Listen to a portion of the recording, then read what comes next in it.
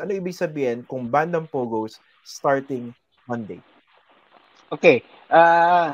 Himayin natin yung tanong mo. Medyo marami tayong dapat pag-usapan doon. Una, dapat nating tandaan that it was an executive order by the former President Rodrigo Roa Duterte that allowed the operations of Pogos outside of the export processing zones. Remember, the charters of PEZA and the different export processing zones under PEZA allowed them to provide license to offshore gaming operators and inland gaming. So yung Pogo at saka yung Pigo.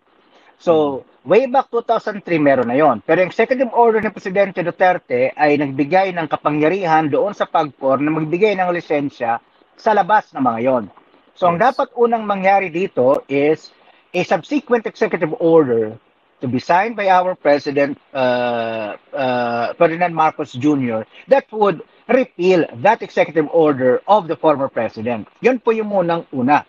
No.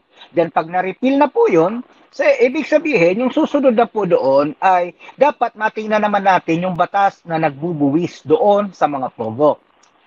It will be up to Congress if how they would deal with that. No, so I am not privy to the mindset of the honorable legislators kung how they would deal with that. But as far as the executive order of Duterte is concerned, that needs to be repealed by a subsequent EO by BBM. Now, the other question therein is, remember, we allowed the Pogos inside export processing zones exist by their own charter. So if we mean to say we will ban Pogos, then we should not delineate between Pogos regulated by PAGCOR and as well as those Pogos or offshore gaming operations whose licenses are products or consequence of the licenses provided by the EPSA, by the PESA boards, no. So dapat yun din ma-revisit din natin yun. So kinakailangan ma-clarify po yun, magkaroon ng pagpupulong ang executive department kasama yung PAGCOR, kasama yung PESA, kasama yung ibang-iba pang mga ahensya. Now, what about IGL? Is this a matter of nomenclature? No. That is very clear. When the president said that he would ban all offshore gaming operations, then that would also include internet gaming licensees. In fact, kanina, naglabas na po ng order ang Immigration Commissioner na lahat ng mga nagtatrabaho sa mga Pogo, IGL, ay binibigyan lamang ng 60 araw na umalis ng Pilipinas. No? So meaning to say that the Immigration Bureau would be rescinding all of the working visas that they have issued for all IGL workers. So wag po sanang mangamba ang taong bayan na baka naman magtatago lamang yung mga Pogo doon sa usapin ng nomenclature, IGL, no. When we say the president has banned Pogo, it includes all offshore gaming operations. Okay. O sige. Total, binanggit nyo na. Yun actually yung isa sa mga crux ng aking mga itatanong sana, no? Yung difference between IGL, yung internet gaming licensees, at saka yung Pogos. So sabi nyo, malinaw yon. Dito sa order ng Pangulo, ban pati yung IGL, ibig sabihin hindi sila pwede magtago doon sa nomenclature na yun. Ha? Kalinaw po yan. No. Okay. Hindi pwede, Christian. Yan magiging kalapastanganan doon sa presidential directive, di ba?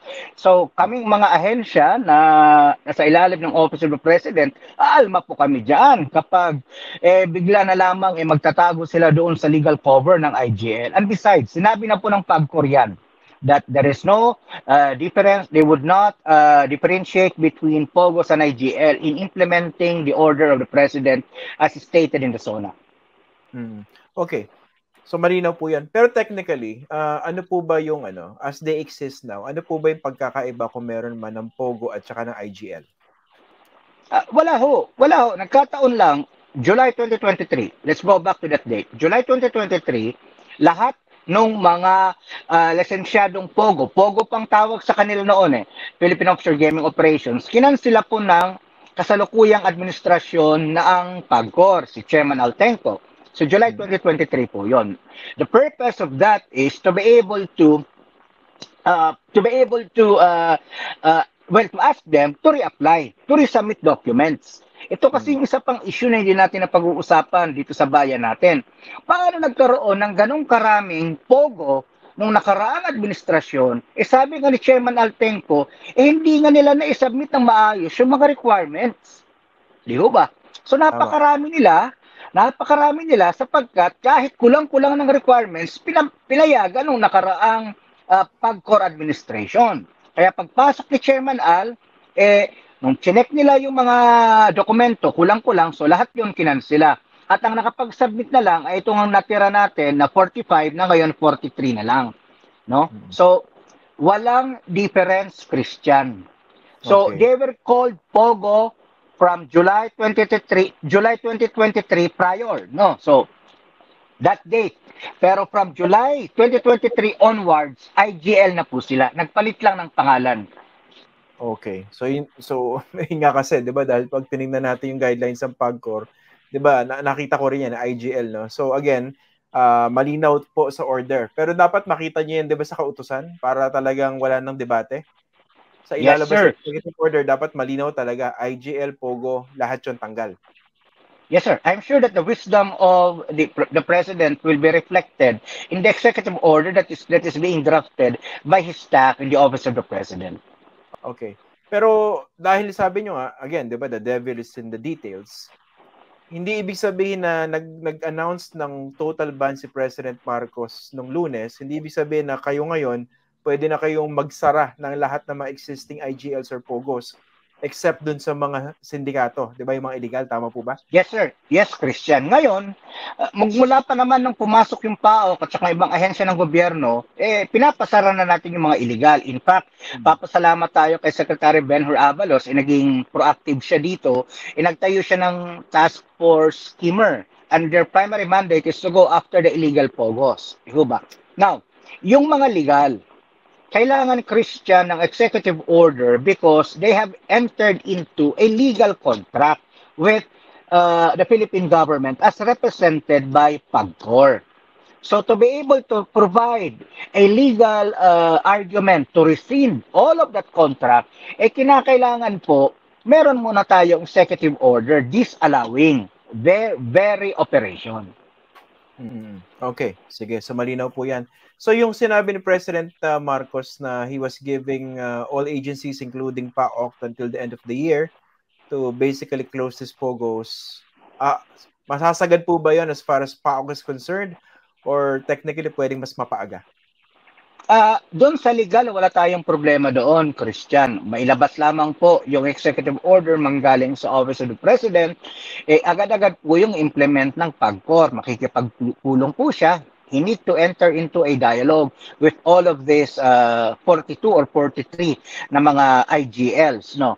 Para yung lalapag din po sila, they would land on their feet. Because you have to understand, malaki rin ang investment ng mga ito, no? So, bagamat marami tayong mga ebidensya na a good number of them, ilan sa kanila ay nag-undergo ng mga scamming activities, but then again, in the absence of actionable evidence that we could present in court, we'd like to give them the benefit of the doubt. But again, they should start winding down even if wala pa po yung executive order, because at the end of the day, they all have to go.